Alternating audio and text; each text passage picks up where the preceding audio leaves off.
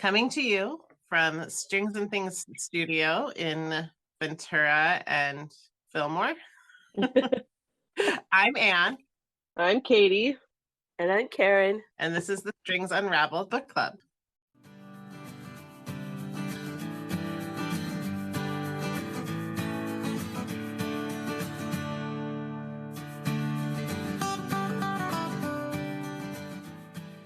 We're recording on Zoom today, so we might sound a little different, but yeah, welcome everybody.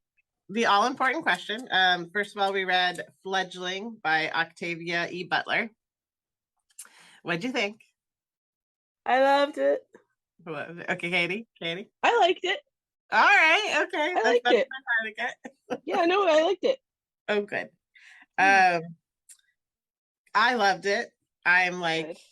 I knew when Octavia Butler died because my sister's a fan of her and she texted me can you believe she died? And I wasn't really reading her at that point. So I was like, oh yeah, she sounds great. Sorry. But now I'm in mourning because this is the last book that Octavia Butler wrote.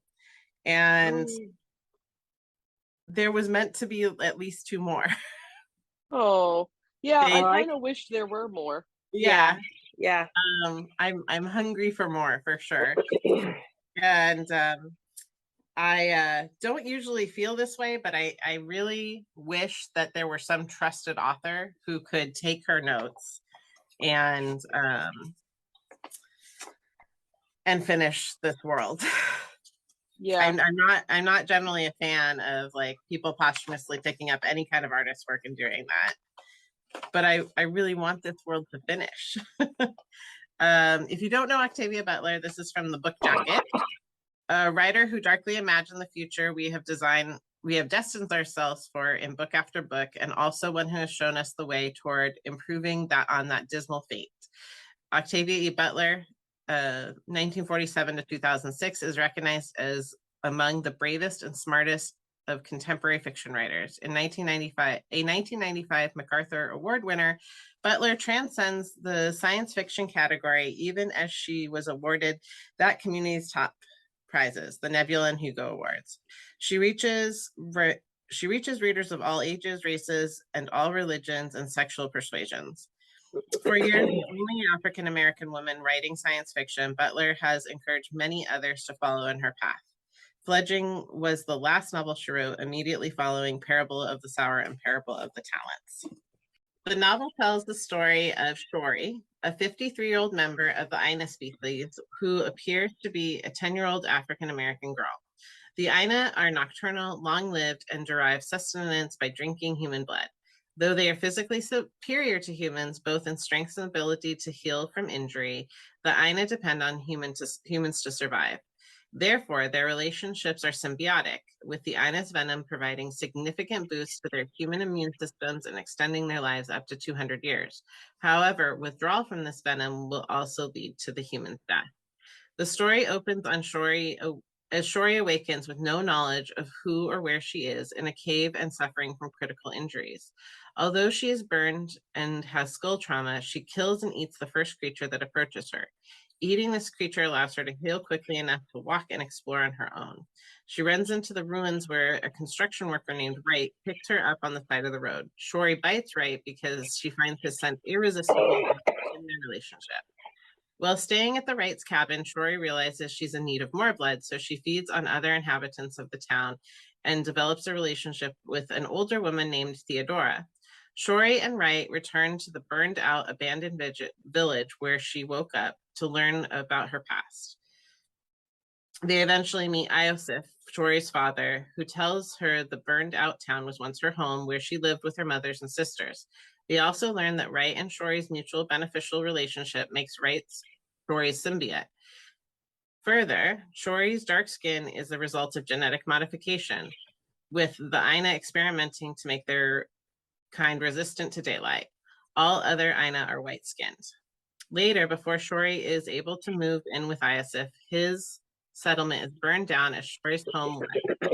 Shori and Wright meet the only 2 human symbiotes who survive, Celia and Brooke.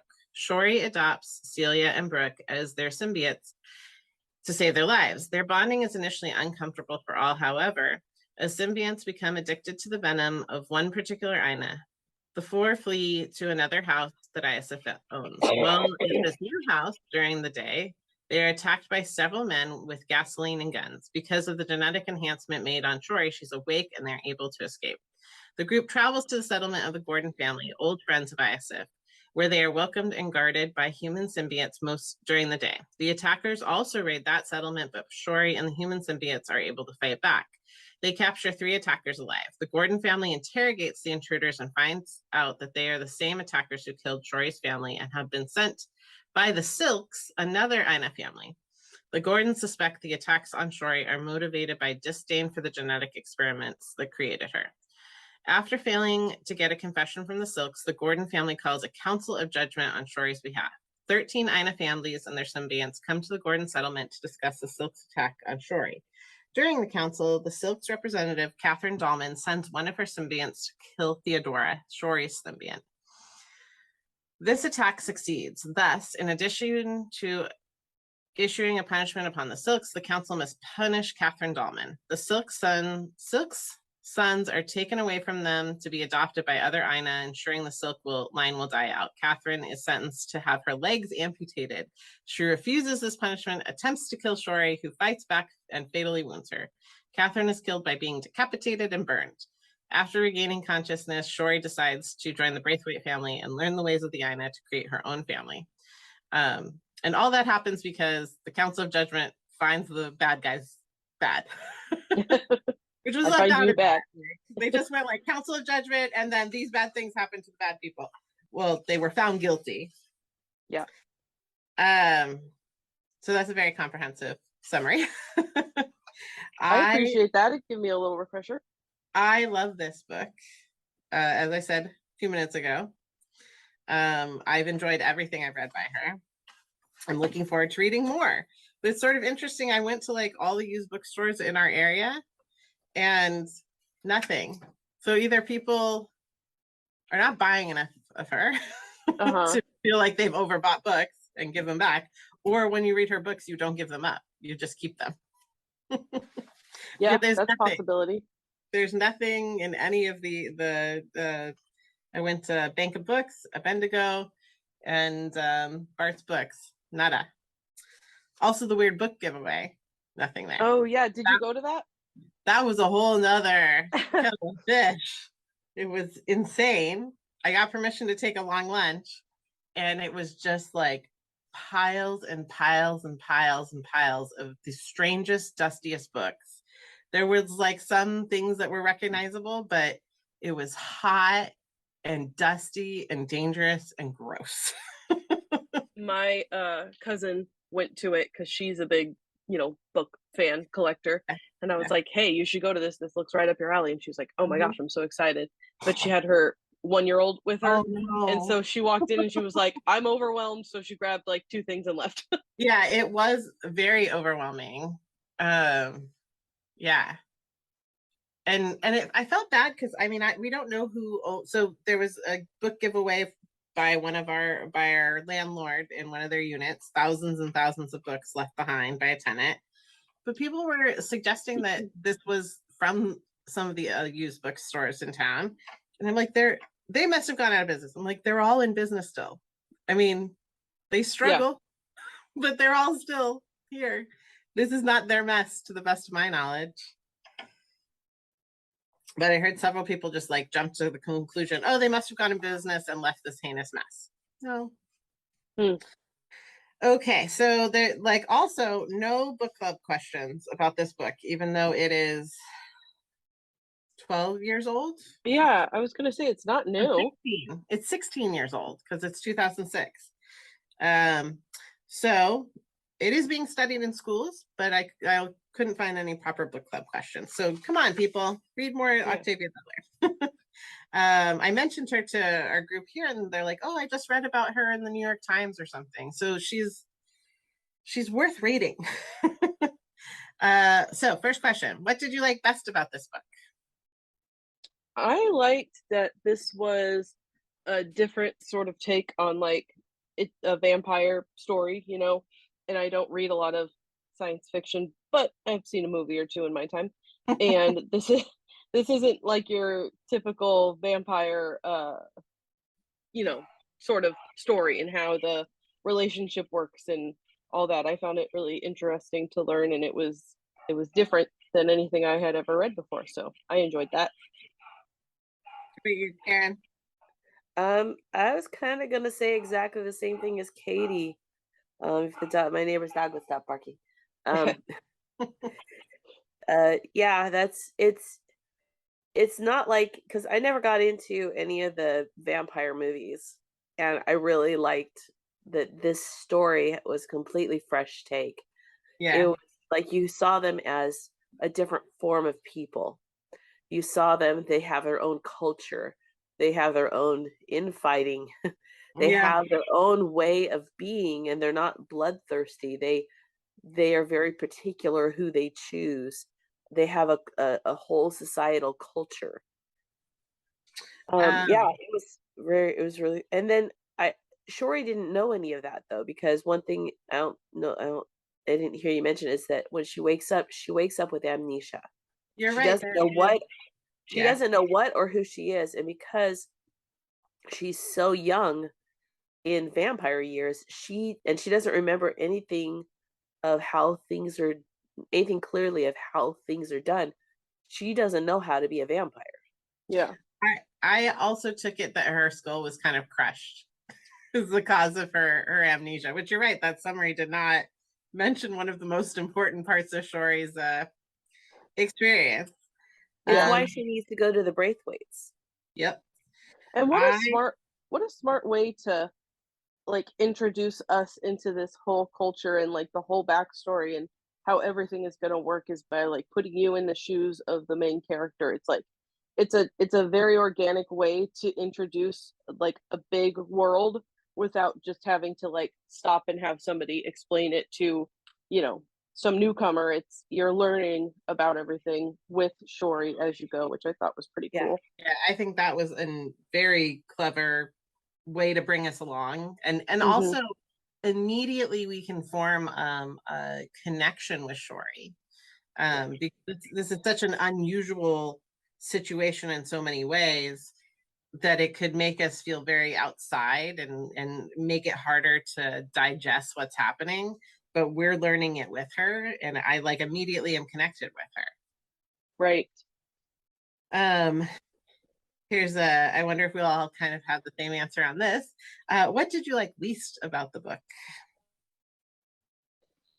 I had a hard time at the beginning before you know how everything works, and the fact that she looks like she's 10 years old to then jump into this whole situation with a 25-year-old. I don't know how old he is. Yeah, I think he's 23, but same difference. Yeah, that was a little hard to get past until I stopped thinking about her as like a literal child, because she's not. She just looks like she is, but that was a little hurdle to jump over. Yeah. Yeah. She must have some amazing pheromones for him to get over it. Because I kept thinking, what kind of a guy, in his mind he can tell she's older, but she looks like a child. How can he do that? Because he can't help himself. Her pheromones are kind of making him do it. Yep. It must be a chemical reaction between each, because it's symbiotic was what I was gonna say. Oh, that's a great word. Symbiotes. Because like what kind of creep sees a 10-year on the street is like, oh baby. Yeah. I mean, at first he's like, quite hey, literally, you need help. Yeah.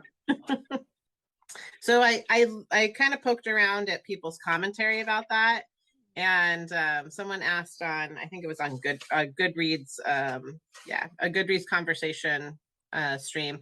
I have to read this for a university class, and I have extreme discomfort with weird sexual things occurring with 2 children. I understand that Shori is actually 53 years old, but her body is not. So I need to know, will this book make me deeply uncomfortable all the way through?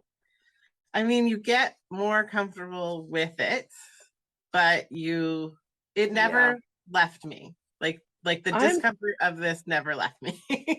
I'm not sure why she wrote it that way. Well, Because you could have. Oh no, go ahead. well, I'd say the first response. But what were you going to say? What do I you mean, imagine differently? she is a child, right? But they could Yeah, have made her like 16 or 17. That's still underage. But yeah, in my mind, I but could see that a little bit easier. And also the fact that he's only 23. Like if she were 18, or I know it sort of negates the fact that she's, more obviously a child, but I don't yeah. know why she chose to write it that way. Unless she Well, wanted to make us uncomfortable. I yes, think so. yeah. I'm sure it was intentional to make us uncomfortable. Yeah. Also, the character. So Octavia was 56 when she died, but you kind of could imagine that maybe she was 53 when she started writing this. Uh-huh. So there's something about that middle-agedness that you start reminiscing about the innocence of youth. So I don't know if there's like a personal, anything autobiographical about that choice. But so the first response on to this question is, one of the issues Butler's exploring is the power dynamic in human relationships. I think your discomfort is understandable and is a part of Butler's intent. I also think the book is very worth reading, even if it does make you uncomfortable, because it will encourage you to think about all the ways in which people relate to each other in the face of a power imbalance. And that's from a woman named Lois Maitland. And then another person says, yes, I'm not sure you'll be uncomfortable all the way through, but the beginning is really creepy, beyond Lolita creepy, which I agree. Yeah. I had to put the book down for a while, but I agree with Lois that the book is about power dynamics, and the creepiness is part of the book and part of the novelty of thinking about relationships differently. The book evolves, so stick with the story, so to speak, which I also agree. And that's from Terza Horton. And I think those are hit the nail on the head, that she did this most certainly by design. It's not some weird, creepy thing. It was to make us uncomfortable. Yeah, Karin. And I think the setting of a power dynamic, that theme, is throughout the book. Mm-hmm. She develops it even more, but in such a different way that I think it was easy once I heard that she was 53, but look that way, I kind of started being able to think differently, because a 10-year-old doesn't move and react the way she does, Shori does in the book. Right. So Shori has agency, as little as she has because of her disability of being an amnesiac. She has agency of how to move through situations, unlike a conventional 10-year-old child, a human yeah. child, that being. Well, it's something I also like. So I've been in two worlds that Octavia Butler has created. One is about, the other books that I read were about this like alien experience of these aliens like saving humanity from them destroying the planet. And she always describes, like, I think to address othering, she always describes any other living creature with consciousness is people. They're always people. And the Mm-hmm. rest of human versus Ina is really just like, this is this set of people and this is this other set of people. She's so good. What characters in the book did you like best? I liked Shori. I Mm-hmm. also really liked Theodora for the time that we knew her. And there were so many characters that I can't keep everybody's name straight, because each member of each family had a lot of people in it. Yeah.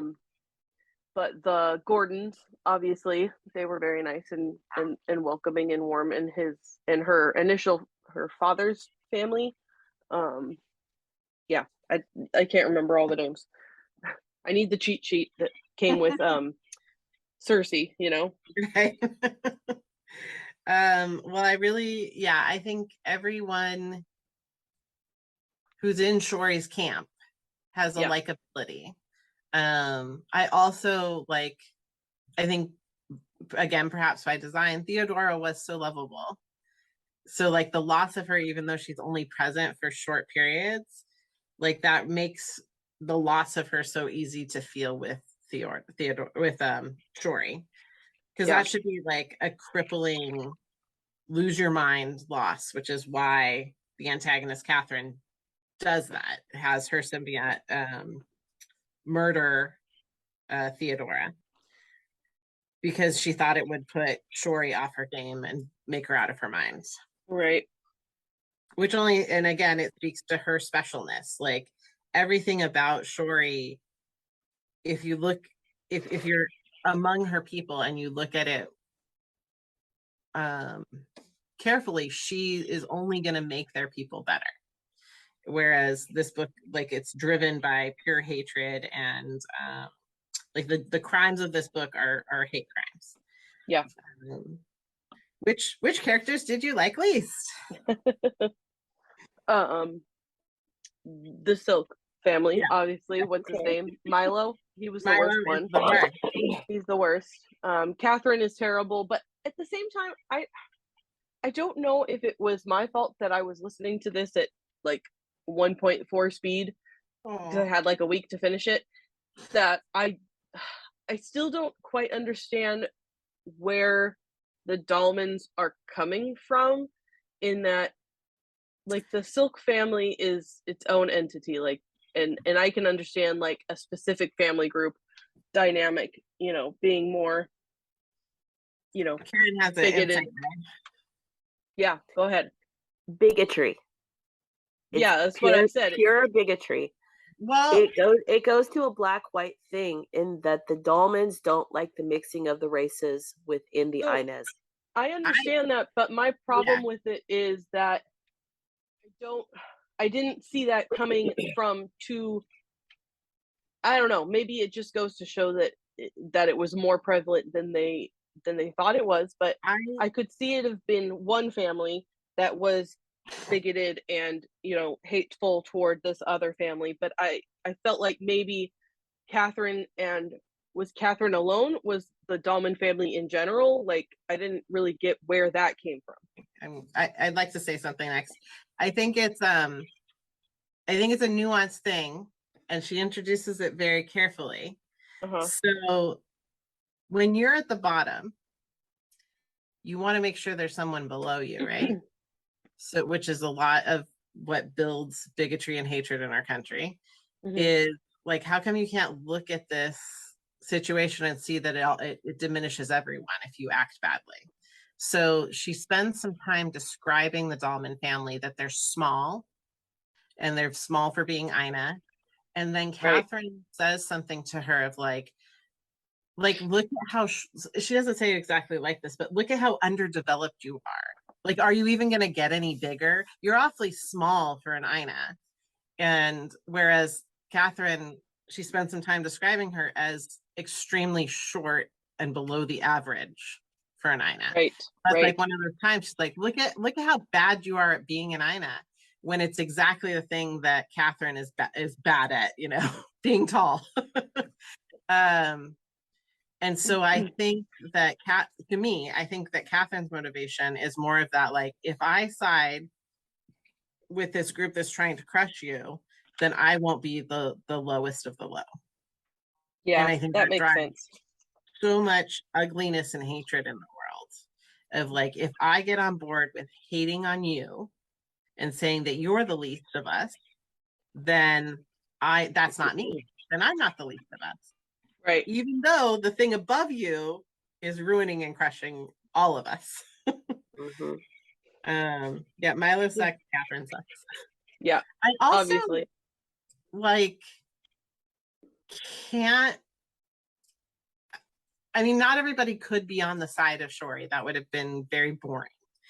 And I think it's important that it's illustrative, like people splitting hairs on which side to rule on.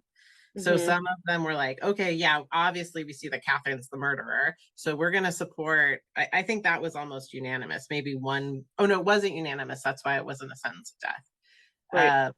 But there was a strong leaning towards everyone acknowledging that Catherine had murdered someone. and had done great wrong against Shori. But after 2 communities were murdered and a third was attempted, that they could look at the Silks and be like, I'm going to side with them. Right. I can understand them not wanting to side with Shori because of her amnesia and her, brain injury or whatever. And they're like, I don't know how much of her memory we can trust. Maybe we shouldn't sentence these people based on that. Okay, I could see that. But like, after it happened, there were other witnesses. Right. Then why was it hard to see that maybe they could have also done this other thing? You know what I mean? Yeah. So I mean, I'm a human, right? But like, maybe they could have just judged them for the murder of the attempted murder of this other family, or all of these other people, all of her father's family. And wouldn't that have been enough to sentence them something a little stronger? If you left out the part about Shori's family, which is the whole point, and she wants justice for her family, and I can understand that. But I felt like that still should have been enough. Right. Yeah, Karin. I feel like it's the same kind of thing that why people in power can do bad things and get away with it. Yeah. Right? Sometimes. If you're a person in power, the Silks were in power, they're an old family, even though they did this horrible, horrible genocidal thing, but we like them and we don't want to be mean and wipe out their family, even though they tried to wipe out these other families.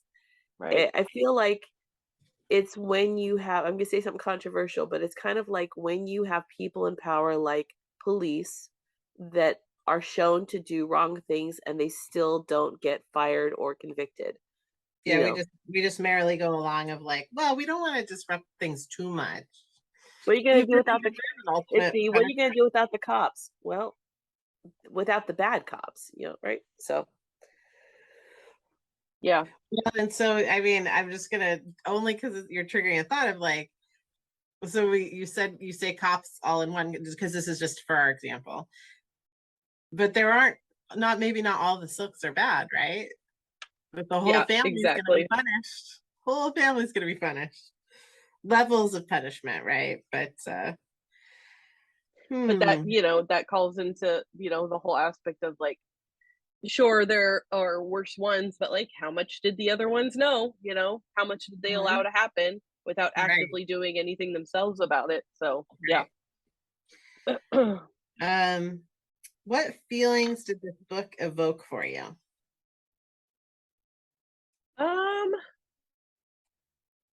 That's a good question.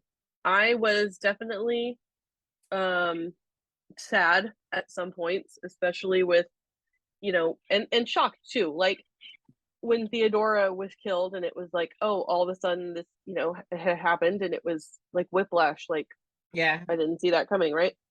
So I think she did a great job in putting that feeling in you, so that you're like squarely on Shori's side, like you needed this other like major event to happen for you to like care so much at the end about what happened, right? So I thought that the author did a great job at not manipulating emotions, but kind of manipulating your emotions, Well, I think that example is such a, like when you hear bad things happening to people, like injustices happening to people, and you're like, how could that happen? And then another horrifying thing happens to them because somebody feels like they can just get away with it. Yeah. And it's like a piling on of like, how bad can this get? I think she was actually really, through this insane lens of a vampire village, showing us the reality of like, it just piles on and piles on and piles on. Yeah. I thought it was really, I felt I fit the whole range. I mean, I got the creepy part. I was happy for her when she was was growing and finding herself. I felt angry and wanting to be vengeful for her. But I thought it was, speaking of emotions, I thought it was really interesting how the author portrayed her emotional reaction was actually a judgment against her. Her her sense of self-control actually was something that they said, see, you're not Ina, because we would have flown into a shark frenzy rage, and without even thinking, and the fact that you have any self-control says you're not good enough to be us. And it's like, wait, so the fact that it's like, yeah, this sense of rationale of looking at a bigger picture is actually going to better their people group. But the fact that she has that and is not just out slaughtering people in a mad rage was evidence against her, which I thought was really interesting. Yeah, that which makes her improved makes her less than in the bigoted eyes. Yeah. Right. Yeah, I mean, I felt a big range too. I was scared, I was confused, I was anxious. I enjoyed like the good parts of them coming together and building this unconventional family. I felt, justified when it did work out, because it was like a down the line vote against the Silks. So I thought that was some good suspense building. Yeah. If you got the chance to ask the author of this book one question, what would it be? I mean, I think it's cheating to say, what do you have planned for the sequel? Because it does feel sad that I don't get to know, because she set it up so well. And I would have read the others, because I enjoyed this one. Yeah. So I don't know. It feels like cheating for me to be like, tell me what happens in the next one. I know, what's next, right? That is the question that my brain is like literally grinding on. Like when I'm like, oh, the book. Yeah. Oh, what's next? What were they going to do? Like, because her plan is to go and live, like she's going to take the advice of one of the elder Gordons to go live with some different families and learn from them, and then build her own village. Like, what does that look like? Who comes with her? What are their struggles then? Because you hope that through the justice system that the Silk problem is done. Like, obviously the racism is going to come back because that's a clear theme, and she wasn't done with the racist families, but the Silks are supposed to be done. Right. Can't retaliate in their justice system. Karin, do you have a question for Miss Butler? Explain further why the male and females had to live separate. Yeah. I thought it was really interesting that she was raised in a matriarchal group. Yeah. That the men and women... They do lightly touch on it, but you're right. Like, there's so much more to know about the history of like what happens if they're together for too long. Which that tension was there, but we were, she situationally made us safe from it because Shori's not fully mature. Yeah, there's so much more that I wish was explained a little bit more, or we got a little bit more into, that I'm only assuming would have come in subsequent novels, because I felt like the fact that Shori was part human, she half human, right, was a pretty major thing. And like the genetic experiments and the scientific work that her mothers did and all that, I wanted to know a whole lot more about and to get more into, but it was sort of glazed over a little bit in that, oh yeah, your mothers did this cool thing and you're actually part human, but like, how does that work? I want to know more about all those things. Well, and that leads to what my question would be, which is, because we know absolutely nothing. That's like the part of the amnesia wall that stayed up, is we know nothing about the women that she lived with. And I want to know, like, what other things did they and that's probably one of the lost sequels. I know. Or a prequel. Prequel, yeah. Oh man. Yeah, never have I ever wanted this to have posthumous work done. But I would really, I wish there's somebody that the Butler estate would look at and say, or tag a couple of people to do some work in this world. It would be amazing. Yeah, I'm there for it. If I Googled, there's no like any whiff of it on the internet that anyone would be picking this up. But they carried on the girl with the tattoo, the dragon tattoo. Like, come back to this. Give us this world. If you could hear the same story from another person's point of view, who would you choose? That makes me think of, I didn't want to talk about Twilight. I wasn't intending on talking about Twilight. But it makes me think of the first Twilight novel, that then there's a sequel that's written from Edward's point of view, and it's basically the same story, but it's told from his perspective. Because my first initial thought was like, oh, it'd be interesting to think what Wright thinks about all of this, or more about all of this. But yeah, I'm sure there's a better answer than that. But no, yeah, I would choose a symbiote, because like we've already kind of examined the problems with any of the other Aina telling this story.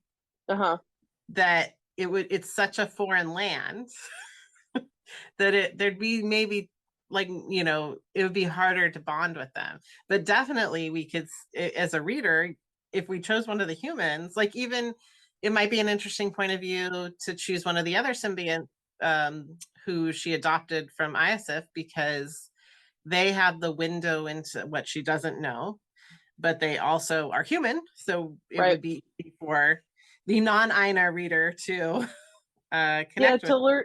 To learn more about the dynamic that they talk about actually quite a bit in this novel, is like how much of the control is your own, how in charge of your, you know, world are you now, how much of your own power you're giving up becoming a symbiote, and is this something that you actually want, or are you being convinced that you want, you know? Where's is your this free will? Exactly, that's such an interesting dynamic, and I think it draws a lot of parallels to well, I don't know if I want to get into all that, but there are parallels I could draw. But yeah, it would have been interesting, I think, in a symbiote's perspective, to hear more of that internal struggle about all that. Yeah, that would be interesting. So if anybody's writing sequels, just keep that in mind. Did this book seem realistic?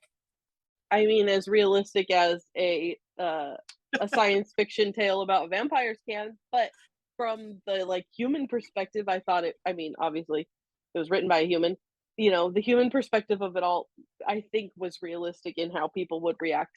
Maybe I can completely believe that this is what caused our vampire lore. Yeah, I think so too. I can completely believe that this is happening somewhere in the world now. Right now. Yeah. Right now, because the way they set up their interaction, they have lawyers that handle the controllings. They know how to work and survive and live innocuously in this world. Yeah. How well do you think the author built the world in the book? We've talked about this a little bit already, but brilliant. It's perfect. Give me more. Yeah, that's the problem, is it is good. But I'm left with so many questions. I know. It's so good. It's so good. Well, I mean, good. She even they even hinted that what would she be when she comes into her power? Yeah. There's a whole nother book. There's a whole nother book. Yeah. Somebody who knows Octavia's voice. I'm going write in her voice. I'm going to satiate this hunger I have by, I haven't read, I think it's another trilogy, and it's the parable books, and I haven't read those yet. So I'm going to satiate my need for a rich Octavia Butler world by going to one that she did get a chance to fully flesh out. Did the characters seem believable to you? Did they remind you of anyone? I don't know if I was like specifically reminded of anybody, but they seemed realistic in the way that, you know, they interacted with things, and especially, I mean, not so much the Aina, because, you know, I'm not a vampire, but the humans for sure. You don't know what would be believable. I don't know how Aina would react to every situation, so I can't judge that. I believe that they're chameleon nature of being able to exist parallel to humans, but have their own world separate from humans. That's all real and realistic to me. Like, but so Karin and I just agreed that they're probably out there right now. I like to think that. The Ina power dynamic reminded me of like the Capulets or something, or some Italian Renaissance drama where you have, whole families of Italian families kind of infighting each other, like a mafia that knocks each other off, Right. That the justice system really does feel very like historically ancient European. Yes. Yeah. It would have been go ahead, Karin. Didn't they even talk about like, we put these rules in place so that doesn't happen again? I mean, they referred to something that had happened in the past where they were, backbiting, and they thought clearly some of the people thought that everyone was following the rules, and other people were following their ancient power structures. Yeah. I can imagine that this book was fun to write, because I think it would be interesting to take as much of vampire lore that you can imagine. Like, they come from Romania, they sleep during the day, they, all those things, and try and fit it into this imagination world that you're creating, to be like, well, what's going to be my explanation for that? Like, how did those come to, like, why is that, part of vampire lore? Like, to come up with all the explanations for why things are the way that they are, I think was probably fun to do. Which, like, I think her dispelling myths was so rich. Like, that I love that part of like, oh, I was silly humans. They don't understand. But we'll let them think that. Yep. Cross, silver bullet, nothing. Yeah. Did the pace seem too fast, too slow, just right? I think it was about right. Yeah. I usually have a problem with I can usually pick up pretty easily on when a book is like dragging too much. So, but also I listened to this at like hyperspeed, so it was plenty fast for me. At normal paper in hand reading pace, it was hard for me to put down. Like, I have been pacing myself with like page number goals, and it was easy for me to exceed my daily goal every day and hard for me to put down. So I like the pacing just fine. Yeah. Ooh, okay, we've sort of answered this one, but let's just say which one we would do. If we were to write a fanfic about this book, what kind of story would you want to tell? I think I'd want to write the prequel. I mean, I'm not a writer, but that's the story that I would am most interested in learning about. Karin? I would do the sequel. I want to see what she's like when she comes into her power. I would briefly touch on the whole learning process and skip right into she's a badass woman. All right. Well, and then so we can write the complete series. We're not going to. We would like, because I'm not a writer. But I want to do the evolution book of like, how does she get from our Shori we now know, who's a different Shori than all these people who knew her before? Yeah. How did she get to Karin's amazing, fully empowered badass? How do we get there? That worked out well. Yeah, I'm into it. Well, I'm glad you guys enjoyed this book, because obviously the way I gush about her, she's in my favorites of authors. The next thing I'm going to read, it looks like there's a pretty like thoroughly developed series called the Patternist series.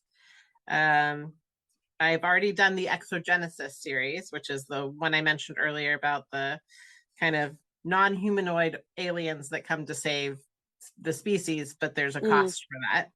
And then the Parable of the Sower and Parable of the Talents are the books she wrote previous to Fledgling. So there's plenty, like, you can get into one of her rich worlds and kind of, solve the wound of not being able to enjoy what she would have given us after Fledgling. It really is.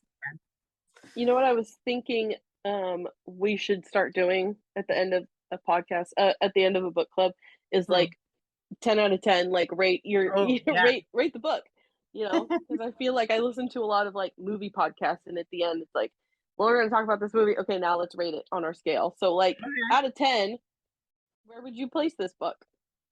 I would put it at 9.5, and that's just the wounding that I can't have more. Nice. I think I'd give it like an 8. 8. All right. I liked it. It was definitely well written. I enjoyed it. There were things that I felt left out on, not knowing if there were sequels to be had or not, you know. But yeah. I'm probably a 9.2 because I'm really, really disappointed that there's not more. Oh. But she can't do anything about it. She's dead. I know. Wait, that didn't stop the Ina.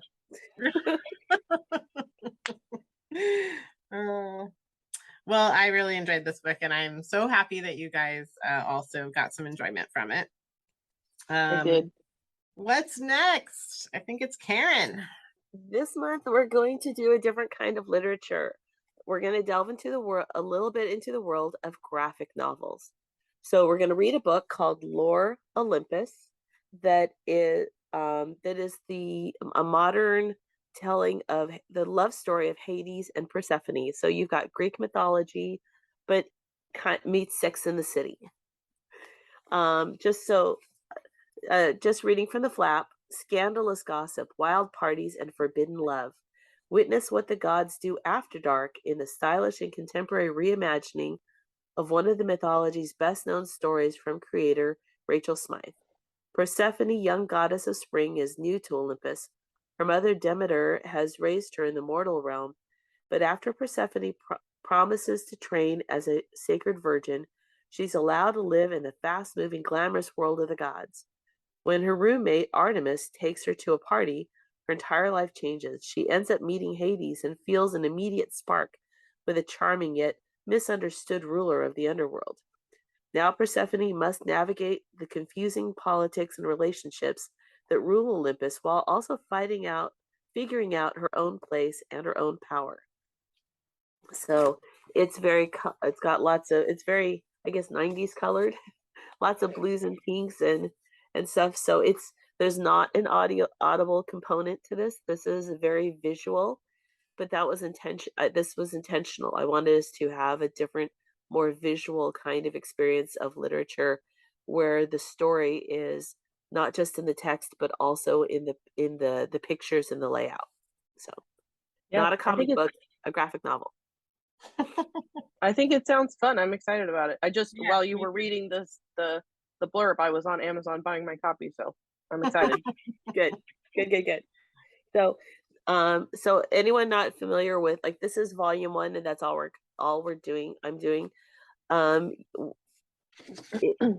This is when you do it in a volume, you're buying all the issues kind of booked together, so you get the whole story.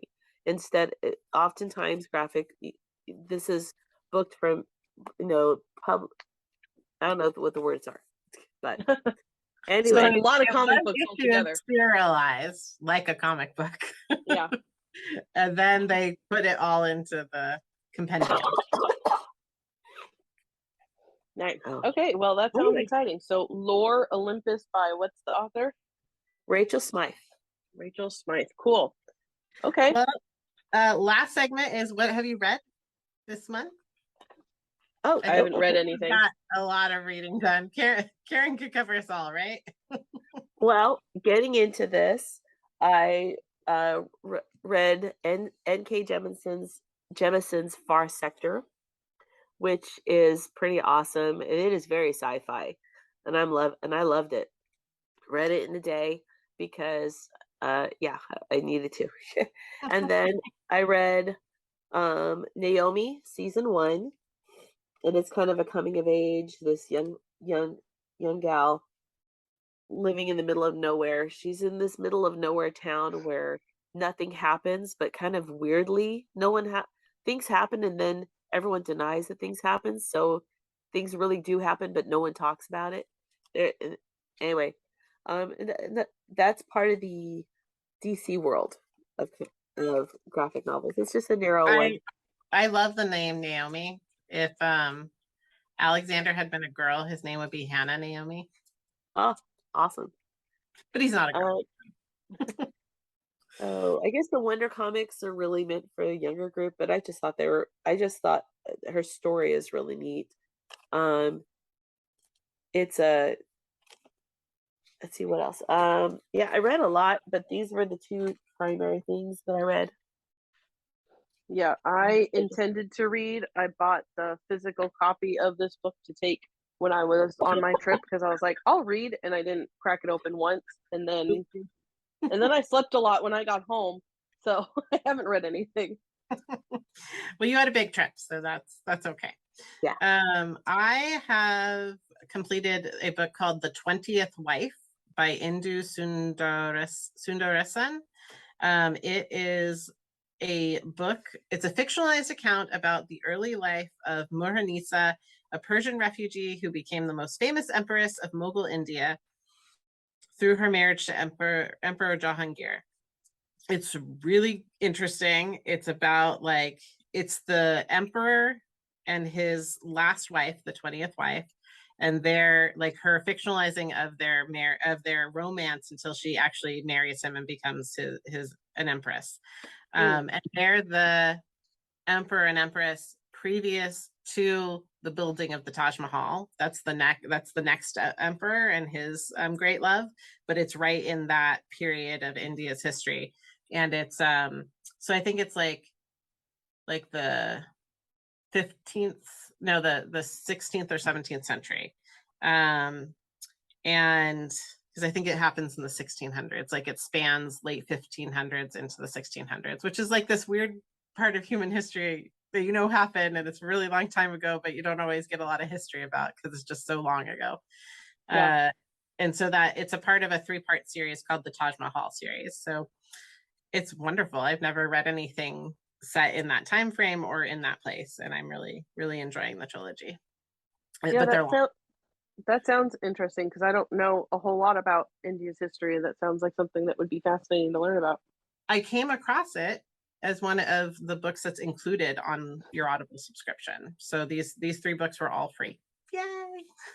Nice. They're nice for free because they're 17 hours long. Getting a lot of bang for your buck that you didn't spend. Exactly. I think that wraps up our book club this month. Thank you for reading with us. Yeah, we'll see you next month when we talk about Karen's pick, and we will have our regular podcast episode up at the beginning of October. So we'll see y'all then. Bye, everybody. Bye. Strings Unraveled is a production of Strings and Things Studio with Anne Lekravin-Cazzoli, Kaity Von Rader-Fraker, and Karin Wilmoth. Recorded and edited by Kaity Von Rader-Fraker. Find us online at stringsandthingsstudio.com or on Facebook or Instagram at Strings and Things Studio. You can email us at stringsandthingsinfo@gmail.com.